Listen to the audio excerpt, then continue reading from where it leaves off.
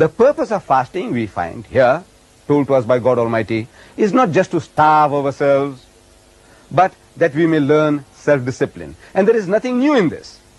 It is not entirely something novel, that God Almighty had ordained this system of fasting for the previous religious systems. In Judaism, the religion as taught by Moses, fasting was prescribed. In the religion as preached by Jesus Christ, Hazrat Isa alayhi salam, fasting was prescribed. And we read in the Christian scriptures, in what is called the New Testament in English, that Jesus Christ, he told his disciples that when you fast, do not fast as the hypocrites do. They do not wash their faces and they do not brush their hair. But when you fast, you must wash your face and brush your hair of a happy countenance, that nobody knows that you are fasting, because you are fasting for the love of God. So in Islam, this is one of the major principles, pillars of Islam.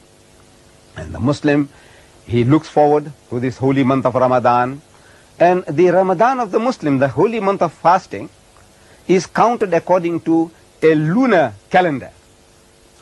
We in the West, people in the West, we have a Gregorian solar calendar based on the movement of the sun, 365 and a quarter day a year, and another 365 and a quarter, and another 365 and a quarter, and at the fourth turn of the earth around the sun, they add a day, which they have a lunar, they have add what is called, in February, they add an extra day. Now, in Islam, Allah Bari Ta'ala, God in His mercy, what He has done is that by giving us a lunar calendar for working out our days and our counting for our religious festivals, it has made it possible for mankind to have a fair chance of experiencing all the seasons of the year. For example, that if it was a solar calendar, then in the West, for example in England, which is a Western country, north of the southern of the equator, in that if Ramadan was around Christmas time, in December, like they say the birth of Jesus Christ was in December, they have a white Christmas, means always it is midwinter. In our case, if Ramadan was to come, instead of December, we say Ramadan, then every year, year in and year out, it would have been a midwinter for fasting, and people in the south of the equator, it would have been in midsummer, like in my country, South Africa, we would be having midsummer throughout our experience, and the Western man would be having midwinter throughout his experience, and fasting in winter and fasting in summer are not equal. There is a vast difference between these two. Fasting in summer is no doubt more strenuous, it is more tiring, more trying than fasting in winter. Then in winter, in the West, they have very, very long days and very, very short nights. Then we have very, very long days and very short days in winter and very, very long nights. So in other words, it would be very unfair, very unjust to work on a system of that nature.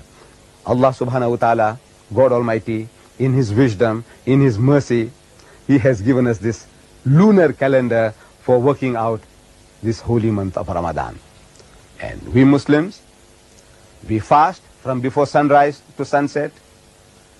Before dawn, we can have a little breakfast, and the whole day, from morning, from sunrise up to sunset, not even a sip of water, no smoking, no sniffing, and other normal relationship which might exist between, let's say, the husband and the wife. Even those relationships of satisfying your sexual needs are forbidden. And it is a great discipline. And the only witness to this system of fasting is God Almighty Himself. And we are told in the books of Hadith that Allah Bari Ta'ala, He Himself will reward the faithful, the one who has fasted from his own presence. Because the Muslim has done this for the love of God only. And nobody is a witness to this, because in the privacy of one's own home, from the cool refrigerator, he can take out water and he can drink. Who is a witness to that? Nobody except Allah. So with the fear of Allah, the love of Allah, this makes the Muslim to obey this pillar of Islam. وآخر دعوانا الحمد لله رب